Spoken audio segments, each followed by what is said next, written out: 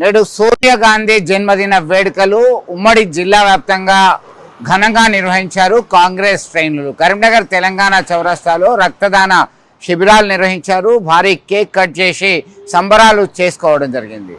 అలాగే బీఆర్ఎస్ శ్రేణుల విషయానికి వస్తే జిల్లా వ్యాప్తంగా బీఆర్ఎస్ తెలంగాణ విజయ్ దీక్ష దివస్ పేరు మీద చేయడం జరిగింది. అలాగే డిసెంబర్ 9న తెలంగాణ ప్రాసెస్ ప్రారంభించడం జరిగిందనే విషయాన్ని గుర్తు చేసుకుంటూ సంబరాలు చేశారు. కేసీఆర్ ఆమరణ దీక్ష ఫలితంగానే తెలంగాణ రాష్ట్ర ఆవిర్భావ ప్రకటన వచ్చిందని వారు గుర్తు చేసుకోవడం జరిగింది. ఇక గ్రామ పంచాయతీ ఎన్నికల విషయానికి వచ్చేసరికి కరీంనగర్ ఉమ్మడి జిల్లా వ్యాప్తంగా మొదటి విడత నిర్వహించడానికి రంగం సిద్ధమైంది. ఇప్పటికే పోలీస్ అధికారులు పలు హెచ్చరికలు జారీ చేశారు, ఆదేశాలు జారీ చేశారు. ఇక్కడ 5 కన్నా ఎక్కువ మంది గుమిగూడడానికి వీల్లేదు.